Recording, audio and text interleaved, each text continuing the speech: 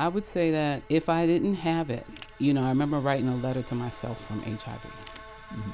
And at the end of that letter, it was like, HIV said to me, when have you ever even thought about living before you met me?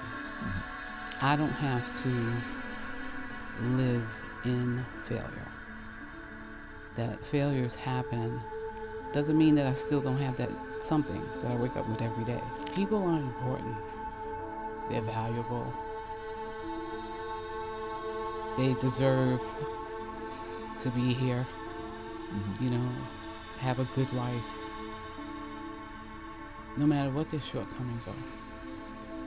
And to me, like, addiction is almost like drowning in the dark in a storm, and like flailing around trying to figure out how to fix this. And when I can reach out my hand and someone grab it and trust that I'm going to hold on to them and trust that I'm going to help, that's important to me. Welcome to Guardian Recovery's podcast, where each week you'll hear from real people navigating sobriety and mental health in raw, unscripted conversations about failure, resilience, and transformation. More than 20 million Americans are in recovery from addiction. Millions more are silently fighting battles within their own mental health, often at the very same time. This is the Recovery Guide with Michael Herbert.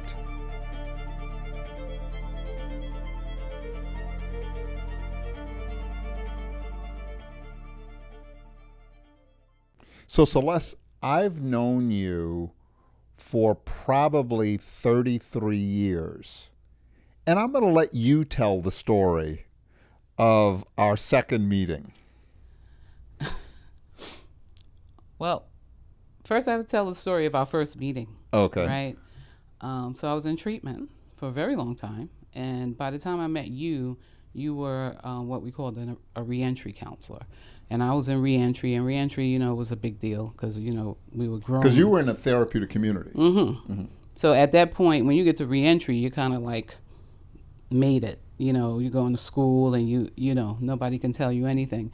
So I met you there, and you. It was 1992. It was? It was 1992. Yeah. Right, because, I can't remember any dates. Yeah. So 1992, young, I remember you being a little more hairy, right? And I had dreadlocks. You were a little more hairy, and you were the new person. Mm-hmm. Did you meet the new guy? So I did meet you, and I liked you.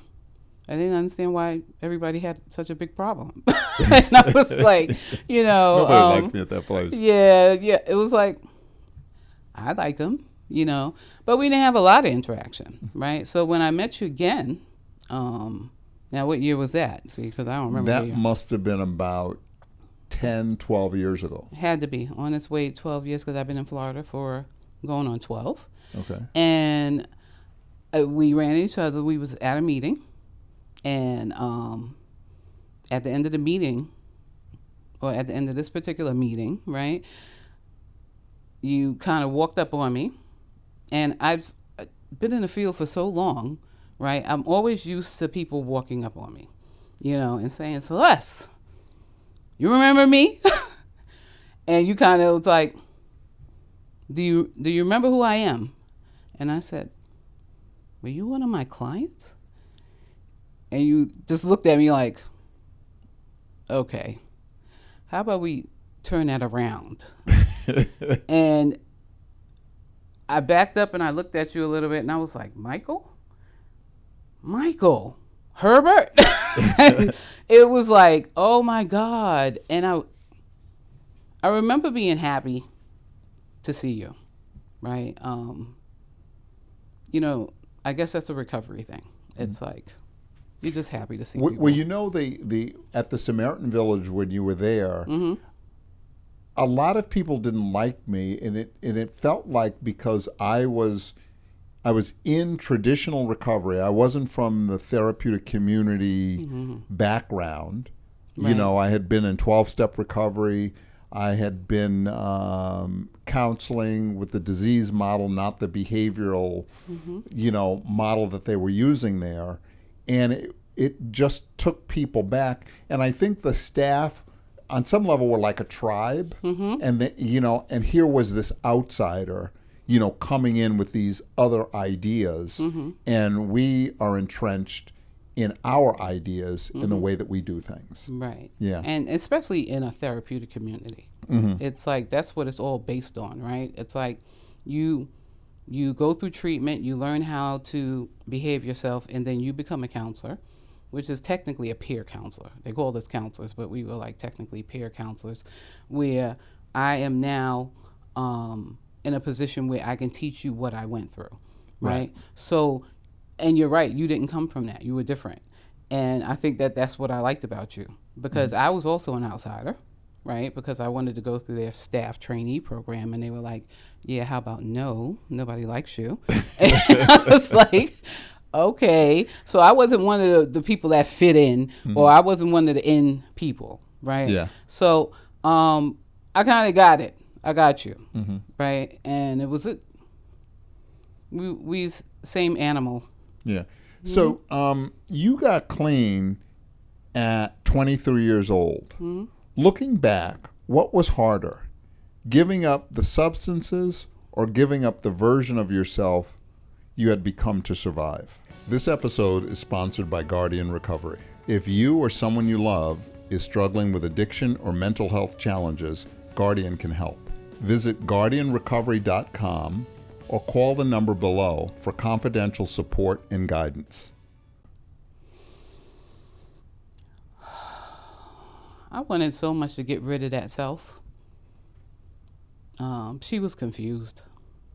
She didn't know how to make friends, be a part of, be liked. I was bullied from very young. I'm the youngest of 7. I didn't have a voice at all in my household because I was the baby, so I always had to be quiet. So being able to actually communicate and talk, I didn't have that. And I didn't want to be her. I used because I didn't want to be that person. I wanted to be a confident, popular person, right? And so it wasn't hard for me to give that up. Did using get you where you wanted to go? Of course, initially, you're smoking weed, you're hanging out behind the school, because I fell directly into insanity. It wasn't like I wanted to be go to the school prom and smoke some weed with cool kids in the bathroom. I wanted to be with the crazy people that was outside of the school that was like gangster. I wanted to be tough. I wanted to be the strong one. I didn't want anybody to take advantage of me. I lived in Brooklyn, New York, right? So it got me there until this other one showed up, right? This other me showed up, who was the people pleaser, who was the person that wanted everybody like her, who was like easy to manipulate. So she showed up regardless. It didn't matter if I was high or not. Okay. You often say recovery helped you find your voice.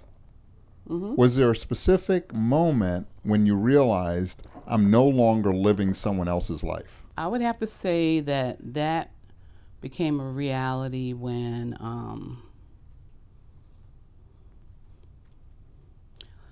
I started accepting that things were my responsibility. Like, I have a son.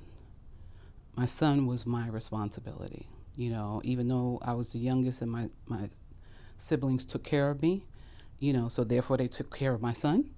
There was a moment where it was like, he's your responsibility. You don't have this luxury of being able to live your life and check in on him and him come into your life whenever you feel like it, right? So moments like that where I started realizing, oh, your car is your responsibility. You're getting a job. Eating is your responsibility. My first apartment. So let me ask you, are these realizations coming from being in recovery or just getting older?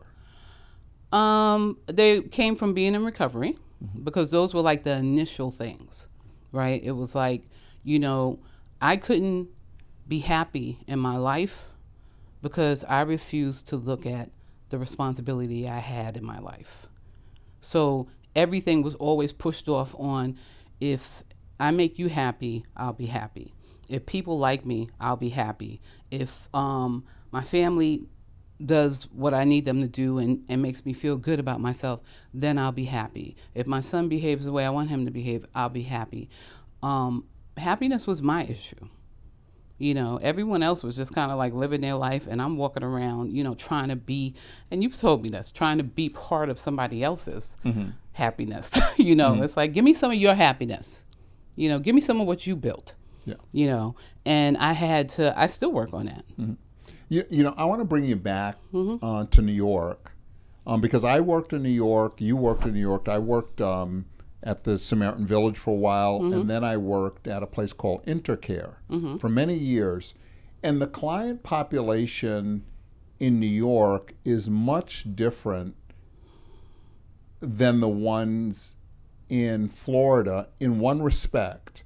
And I'm talking about HIV and AIDS. And when I worked in New York, it was common to have clients who were HIV positive, right, or who had AIDS. But when I came to Florida, it almost wasn't talked about. I mean, it was just a common discussion we had all the time. When I came to Florida, and I don't know if it has to do with the population or what, but it almost vanished from the regular discussions, treatment, group, individual sessions in Florida versus New York. What do you think the difference is? Is it population? Is it what's the difference? Well, do you notice the change? When I got to Florida, it was like, I must have took a spaceship here because this is a different planet, right? So I'm like, Florida didn't have COVID. So I'm just like, all right, because back home, a lot of people that I know passed away from COVID. Here, no one. Yeah. Right? Here, despite the heroin and the fentanyl and the shooting of it, no one HIV positive. No one AIDS. No. I have no idea what it is. But it's strange because I think Belle Glades area, Fort Lauderdale, there's some Fort Lauderdale, Miami, it's still prevalent in some areas and some communities, but it doesn't seem to wind up in the treatment programs, at least the ones that I've worked in. And it seems so different. I would hate to say that it has something to do with education, socioeconomic difference. I worked with Medicaid clients. I worked with criminal justice clients. I worked with people who had a lot of housing issues. I worked with people who come from families that were below poverty level. I think some of it has to do with education and how people take care of themselves, right? And because, even myself, I consider myself in my neighborhood, we were always told that we talked white, that we completed, I was like, because I complete my sentences, what do you mean? And because we were bused out to school and we had different educations and we had a car, but we lived right around the corner from the people who we hung out with and who who sat around all day on the stoop. I didn't come from that life, right? Our whole block was a working family's block, right? So our education was a little bit different, Yeah. But even with that, my level of being able to take care of myself and protect myself, physically, sexually, staying away from things or understanding how things work. It's like, listen, if you shoot up behind this dude, you don't know what's going to happen. Mm-hmm. You don't want to live with that. Yeah. So even though addiction takes you to a place of not caring about a lot of things, Mm-hmm. I think on some levels those things are almost inbred in you, where you just, it's like, oh no, I don't do that. I'll do this over here, but I'm not going to do that. Yeah. So I just think the education and the belief systems. Well, I think it is the education and the socioeconomic situation is different, and the particular populations that I'm working with are probably more in the upper middle class and wealthy, where when I worked in New York, it was more middle class and maybe some less. So Right. that may account for some of the difference. Yeah. So let me ask you, you've lived with HIV for many years. How has your diagnosis changed your understanding of fear, shame, and what really matters in life? Oh.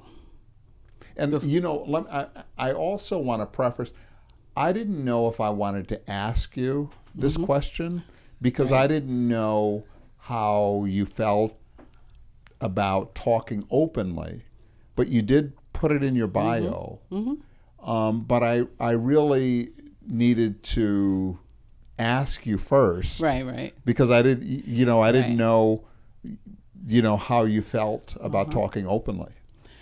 Early on, it was an extremely integral part of my story.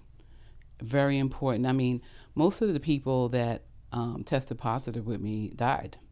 The people that I was in treatment with, because at that time it was coming through and just kind of wipe it out everybody. Nobody knew anything about it.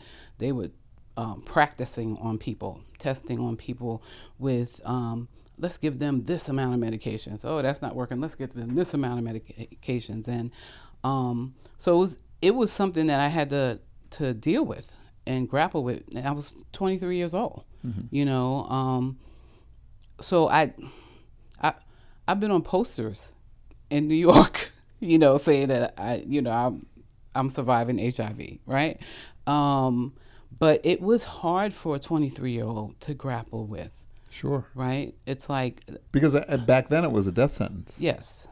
And it was hard to communicate it to people, right? I remember being in my kitchen and my father asking me, do I need to get you different plates and silverware and stuff like that? And, it crushed me because I didn't know, right? I didn't think so. The information that I received about it is like, well, it's blood to blood, transmission. But for them to be afraid of me, my sister afraid for me to pick up my nephew, it was hard. I was 23. Yeah. Yeah. Wow. So,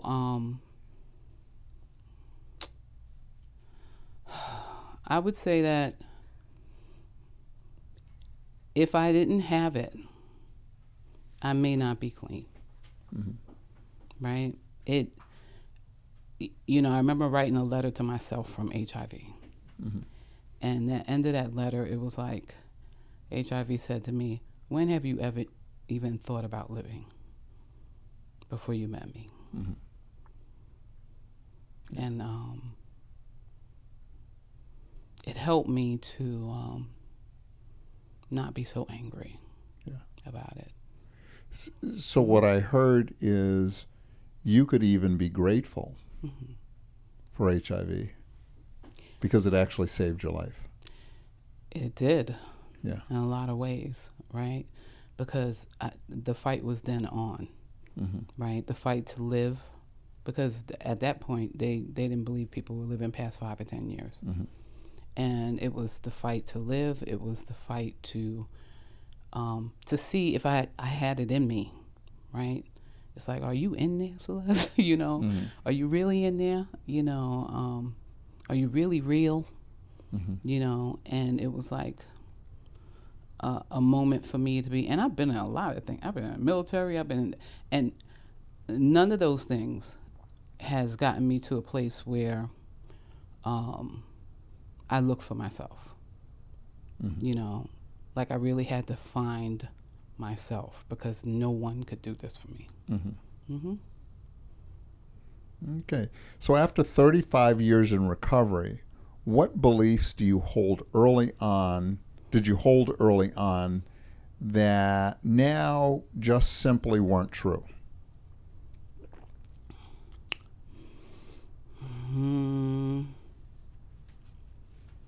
God don't like homos.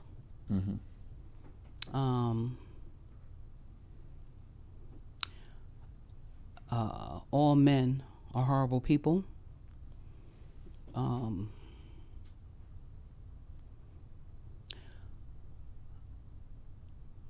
I was different from everyone else.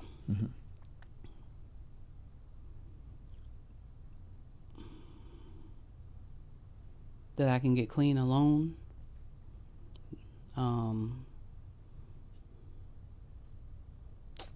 So many things, Michael. What?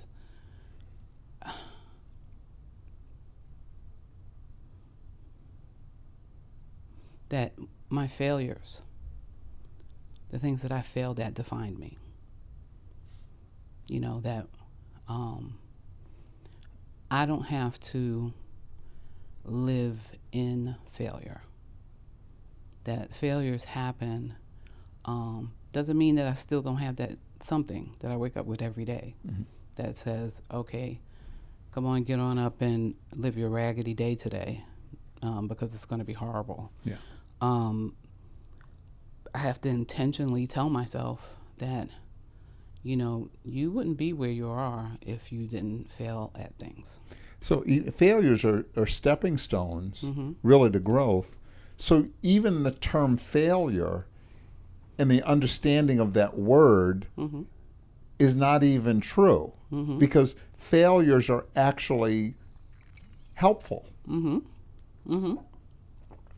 I was listening to a speaker about a book he just wrote,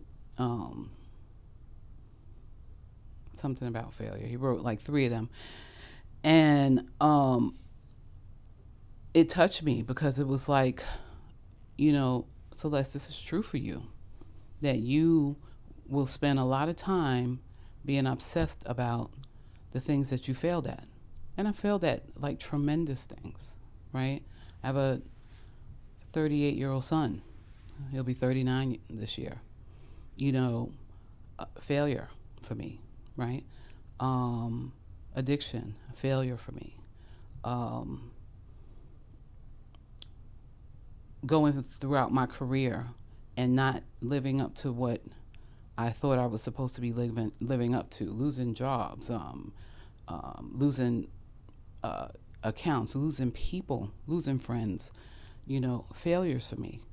And they were not, you know, they were, if I didn't have them, I wouldn't look to see how to be better as a person. It's like, okay, all of these things are always things where I ask, you know, okay, God, what am I supposed to be learning from this? You know, even when they're tremendous hurts. And when I have to look at the part that I played in it, I'm like devastated. It's like, you know, I'm going from a very selfish place of, you know, everybody a victim. You know, like my whole 4th step was about me being a victim, and how now I can look at things from a perspective. It's like, okay, you know, you think you're a failure as a mother, right? But your son's still alive. He's in a place where he's safe. You know, I've done things based on those failures. Okay. I've gotten better. All right. So you've helped countless families professionally, yet you also live the reality of having a son with serious mental illness. How has being a mother change the therapist inside of you? Oh, this is a very touchy area, Mike. You know, I can see in your eyes. yeah. It's probably part of the reason why I want to help families. Can you first tell me what's going on right now with you? How are you feeling? Emotional. What's the emotion?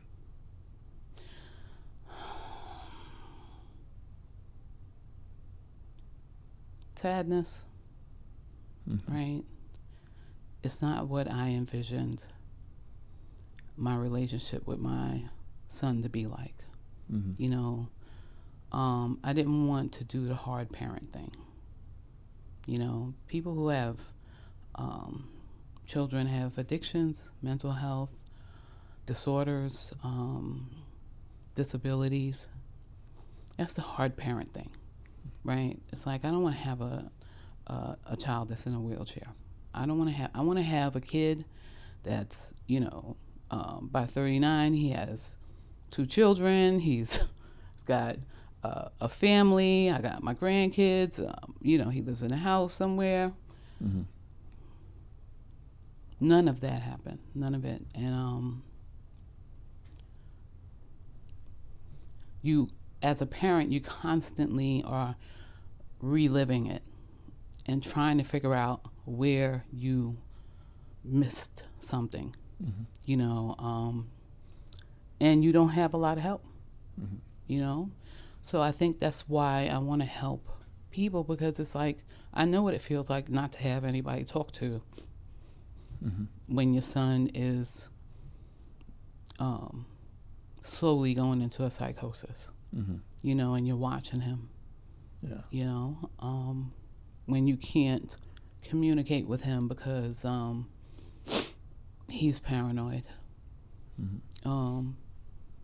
When you can't communicate with him because he has trauma that he won't tell you about, but he rages about it. He rages at you. I'm the one that is the problem. You know, he wished that I was someone else, or I would be better. And so do I. I wish I would be better, but he's a man. You know, it's funny, you know, recovery tells us we are powerless over people, places, and things. But I think as a parent, parents take responsibility for their children and believe it is something about them. The Serenity Prayer talks about the wisdom to know the difference, what's theirs and what's ours. And I can only imagine the conflict that you go through as a parent about this idea of, if I'm powerless over him, then I'm not taking responsibility for my role as a parent to my child. Right. You can't just take hands off. Well, not my problem. And I mean, I can tell you about things and times that he did things to the family and showed up, and you know, I had to be there and look at that. I couldn't just say, okay, well, not my issue. You know, I'm so grateful for the community of people that I have around me. I tell people, it's like, listen, I need a team of specialists, okay? Because of my own mental health, because of my own low self-esteem, because of my own ways of thinking that are impulsive. You know, I have what I call mommy moments. Now I want to go and find him and dress him and get him a haircut and now he's old enough to say, yeah, don't touch me. No. You know, I have the people in my life that say to me, he has rights, Celeste. He has a right to be the person that he wants to be, that he is, you know. And it's funny because I meet families that believe that their person is just incapable or broken, or, you know, I have to take care of them, I have to buy them cars, I have to pay their bills, I have to do all of these things, because maybe this recovery thing or this medication, all this stuff that you're talking about, it's not for them. Mm-hmm. Right? So families go through the same kind of addictive process. One of the answers people give is, well, he has his own higher power and it's mm-hmm. not you. Mm-hmm. And that's a hard concept when you see someone falling down, which is different. I think drug use is one thing, mm-hmm. but mental, even though they're similar, but mm-hmm. mental illness. Or the two combined. Yeah, or the two combined. Or the three, because he's HIV positive mm-hmm. too. Wow. Right? So, you know, and it's so funny because he really thinks I'm a superhero, right? And adores me. And so what is that like? Because I want to hear some of that too. I don't want to hear just, you know, the sadness, but I want to hear some of the. He will bring us back to when he was sitting next to me and we were playing video games together. You know, mm-hmm. I'm the one that introduced him to stuff. So he'll bring up, oh, Ma, did you see the new what's the name of it? Zelda. Did you see the new this? Old video games that we played together. And so I know, or if I say to him, you know, he's like, what's the matter? I said, I'm having a bad day because of whatever. And he'll go straight into therapy mode. Mm-hmm. You know, well, you know that if you just, you know, who are you telling? Who are you talking to about it? You know, if you do one thing at a time, then, you know, so there's this, he shows up. So he's learned some stuff. Right. He shows up like me. And he can give it away, too. And he gives it to me, mm-hmm. you know. And, I mean, one time I was behind in my documentation, and he was like, what's the matter with you? And I said, I'm just mad. I'm behind in my documentation. I'm always behind in my documentation. But he said, by how much? I was like, I don't know, like 20 notes or whatever. He said, okay, well, if you do 2 notes a day, you know, course of like, by next Friday, you'll be finished, mm-hmm. you know. That's true. That's keeping it simple. Right. That's true. You know, why are you being so dramatic about it, right? Yeah. It's kind of like, what are you saying? And so when he shows up like that, you know, I know that, oh, yeah, he's my kid, mm-hmm. you know. Yeah. Mm-hmm. Mm-hmm. Many people confuse boundaries with rejection. Mm-hmm. What is the difference between protecting yourself and giving up on someone? I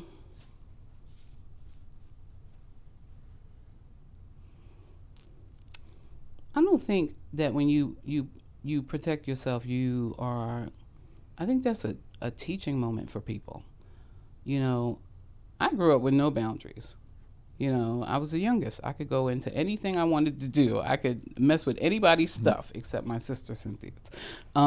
But I was spoiled and I was taken care of like that, you know. Mm-hmm. So when I grew up, of course, engaging with people, one of the first things I learned is that I had no boundaries. I would go in people's houses, look through their stuff, go in their cabinets, go in the refrigerator, and you still do that because yes, you came to my house I going in my refrigerator all the time. I said, "Who's this woman going in my refrigerator?" Right.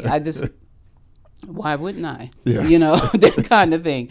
And so I grew up like that. But when you put up boundaries with me, it's an opportunity for me to understand that, you know, friendship is not about allowing you to violate my space or say whatever you want to say to me. And it gives me an opportunity to kind of back up. So I feel like, you know, as a therapist, I'm role modeling mm-hmm. things for you, you know. So when I put up a boundary with you, you know, because you don't have any and you don't have a coping skill in your life. So every time someone puts a boundary up with you, you kind of like go into this crazy person tantrum mode. That's a learning thing for you. Mm-hmm. So it's not like I feel like I'm getting rid of them. I'm just like, okay, it's my responsibility to let you know that you're not going to meet your parents everywhere you go, or your siblings everywhere you go, or your partner everywhere you go. You're going to meet people that's going to say, don't touch that. It's mine. Oh, no, I don't like when people are in my space. Mm-hmm. And you're going to have to understand that that's what self-respect is about. That's what being able to take care of yourself is about. Mm-hmm. Yeah. So as a therapist, people often assume you have the answer. Has there been a time in your own life when all your professional knowledge wasn't enough? What did that teach you?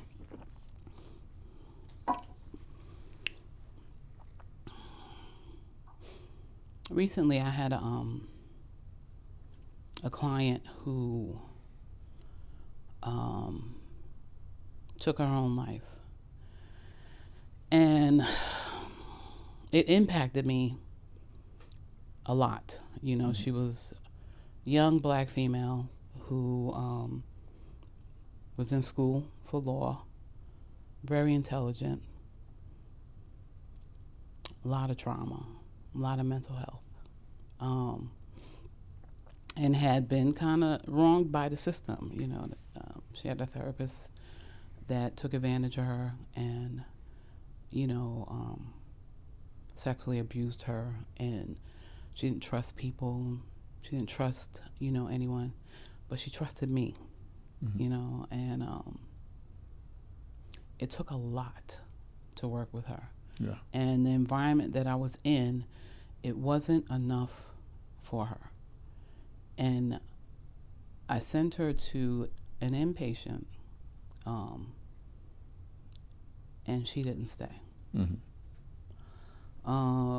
So in that particular case, it's like, I've been doing this for over 30 years. So it doesn't happen often like it used to, where it was like, oh, my client died. Because, we have clients that pass away. Mm-hmm. But in that particular case, it was like, you did you didn't answer her phone call. I remember when she texted me, or she was calling me or something. And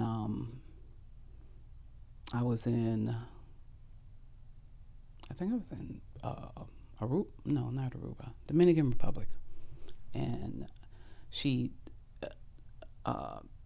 committed suicide the day before I came back. And they didn't tell me until I got back that that's what had happened. And like 2 weeks before that, I had sent her to residential.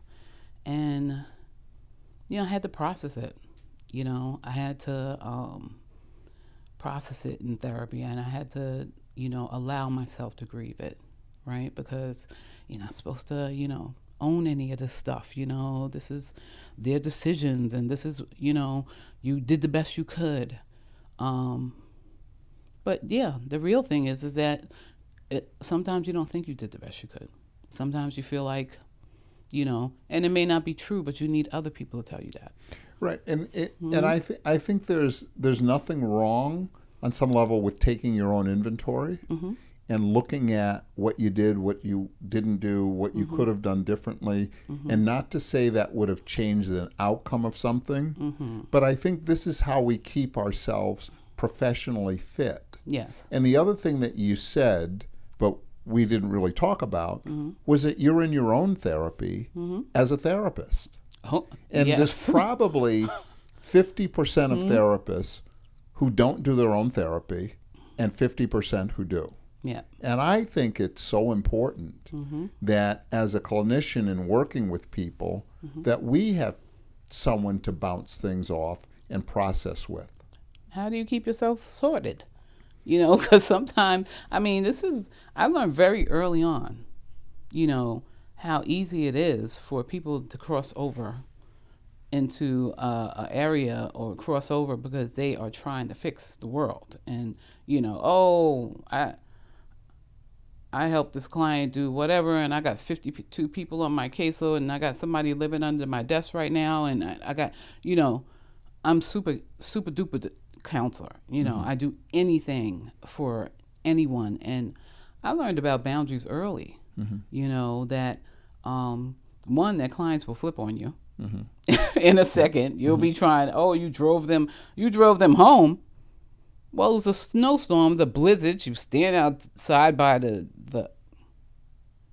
and then they came to the job and said, "Oh, Celeste drove me home last night." I've never done anything like that, but I've seen people get fired for things like that. Yeah. So I learned very early that there were certain things that I didn't do.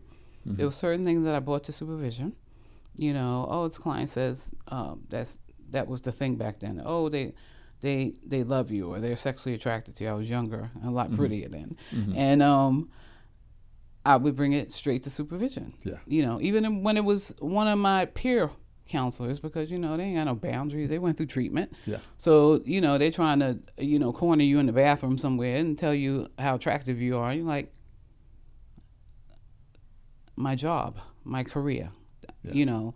I'm not going to be able to do what I want to do, which is help people. If I cross over this line.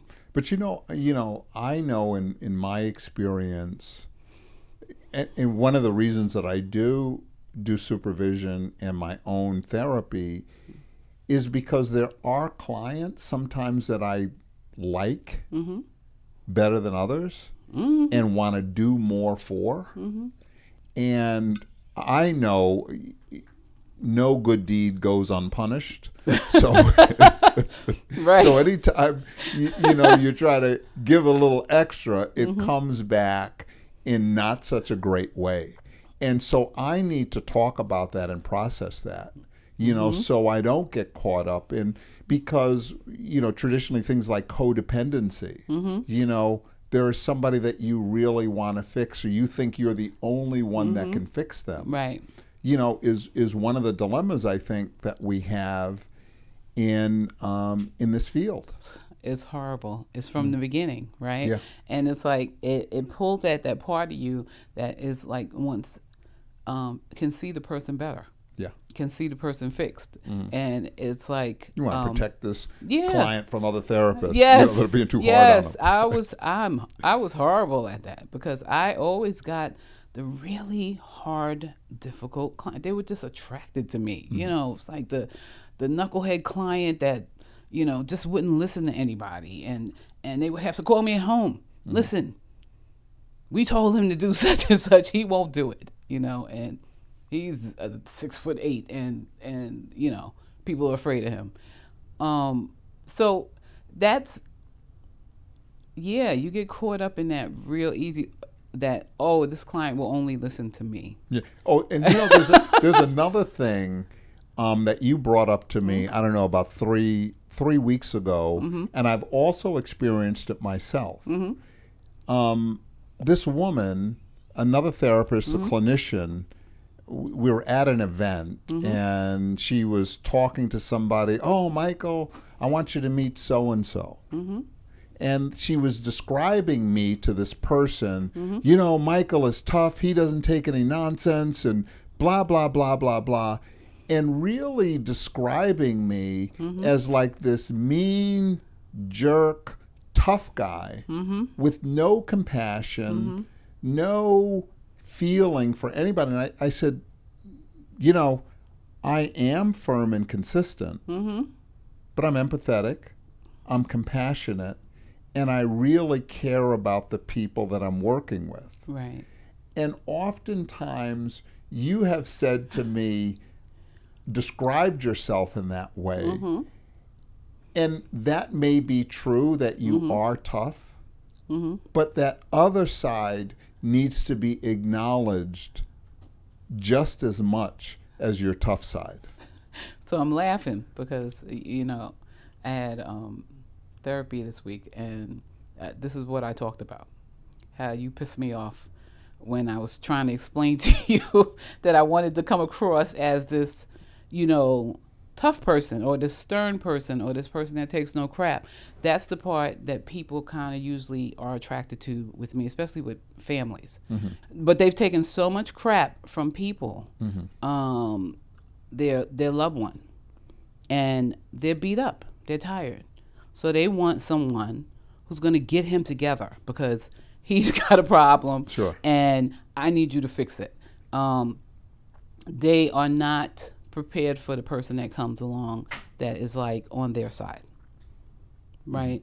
And it's like, how are you on his side? It's like, I'm actually on the side of the family, and I'm just aware that there's a problem that you're bringing to and the issue. When you say I'm on the side of the family, what I consider family is all of them, rather than the addict being separate, that they're all the family.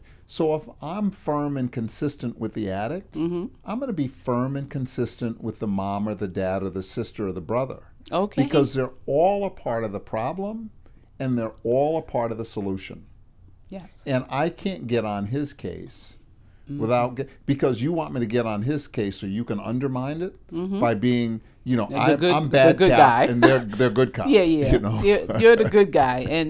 And so yeah, I am stern in that way. Like we're not gonna all sit together and pretend that,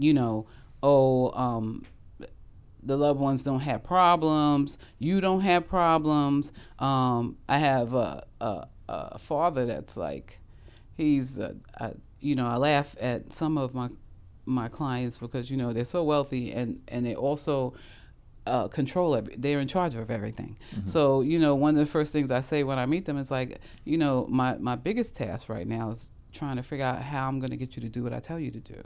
Right. And because you own everything, and you're used to being able to manipulate and push these things, and you haven't been able to do this with your loved one. Well, the wealthier people really do have a distorted sense of reality because everyone says yes to them. And so I think, or my experience with some of them is it's refreshing for some of them when they get a pushback. So I'm the one that pushes back on them. And they really seem to respect it. Yes. Yeah. So you got to find a balance the same around person. It. Yeah. Right. His little pumpkin that he put in treatment and pumpkin. That's what I call. That's my pumpkin. And his ex-wife, her mom, were like, I want you to know, out of the 16 programs she's been in, you are the only person he has ever listened to. The only one. Because he'll ask me, am I right? Am I right about that? And I'll say, no. Because but I understand your feelings about it. Even treatment centers cater sometimes to families, and the client is the way they are because the environment around them. When the family changes, really it forces the client to change, or that client finds another enabler. Right. But if we can do better jobs with families, we're going to have better outcomes. And doing better jobs with families means to challenge them, support them, but they got to get the no sometimes too. Yes, you have to help them. You have to say to them, that is not right. You have to say to them, that is addiction. You have to say to them how they're running a parallel process. It's like, you lie. So they're like, what? I said, anytime you tell them, if you do this again, I'm going to do this, and you don't do it, that's a lie. Right? You manipulate. You bargain. And the biggest problem is you don't want help. You're the first person to tell them to get help, but you're not going to go to Al-Anon. You're not going to go to your own therapy. You're not going to, I know what I need to do. Well, if that were the case, we wouldn't be talking right now. Exactly. So my first session with families always starts with, what are you doing that's not working? What? What are the things that you've done thinking that you're going to help and it didn't work. And I often ask them, can you tell me your relationship with alcohol and drugs? And the first thing they tell me is, well, I don't drink and I don't do drugs, or I have a glass of wine. I said, again, what is your relationship? And I try to get them to see how alcohol and drugs are running their lives through their loved one. And oftentimes they don't see that. No. Yeah. At all. So, but I'm so compassionate about it because, I don't care if he's a dad that's taking care of a 39-year-old and giving him an allowance and certain things they're able to do. They're just able to do that. It's like, why are you giving him $1,000 a week? It never occurs to them that that's part of their issue. Yeah. They think it's the son's issue or the daughter's issue that they. But you know how much money they spend? Well, the only reason they spend it is because you give it to them. I'm like, I just say, what are they supposed to do? Save it? Where do they get money from? Yeah. And then they just kind of like start blinking, and it's like, yeah. Yeah. If every family sitting in chaos today could hear one sentence from your 35 years of recovery and clinical experience, what would you want them to remember before they make their next decision? Didn't we do this math? I think it's 36 years. Didn't I send you a text? Okay. 36 years, right. Excuse me. Hello. Yeah. I work hard for this stuff. I don't want to cheat you out of a Yeah, year. exactly. I can't claim next year, but, there's rules. What would be the one sentence out of my 36 years that would help them to... Before they make the next decision.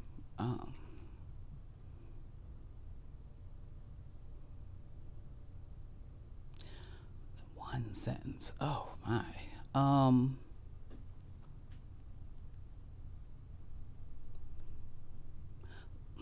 Learn to listen. Right? And it's hard to... Can it be a run-on sentence? But let me tell you what my supervisor told me, because you said half of it. Learn to listen and listen to learn. Yeah. Yes. And because they don't listen because they're so emotional and so traumatized that it's like everyone else who needs therapy. Right. They're trying to get it out. They're so emotional, they're so traumatized. And again, I'll go back to what I said. Because of the drug.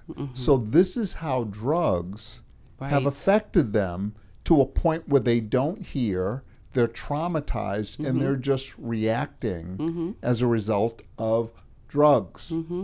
Yeah. So when I get them to look at, I get the loved one to say how drugs have impacted them. I get them each to say how they've been impacted. And I said, do you notice that everybody sounds the same? Everyone. Everything that happened to the addict happened to the family, with the exception of the family didn't use the drugs. Well, some of them, because some of them use. Yeah. So trying to get them to hear differently. It's like you have to see different. Yeah. You can't just drag somebody in here and be like, okay, fix it. This is the problem. It's like, no, it's walked through the house and hit everybody in the head with a bat. Everybody's the problem. Yeah. The little sister is the problem. She'll she'll sneak drugs in. She's the problem, right? Yeah.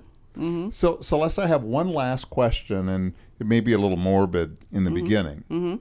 When people come to your funeral many years from now, what do you hope they'll say about the way you loved people, not just as a therapist, but as Celeste? She helped me.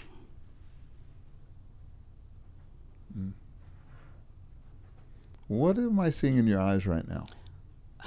Because it's coming up again.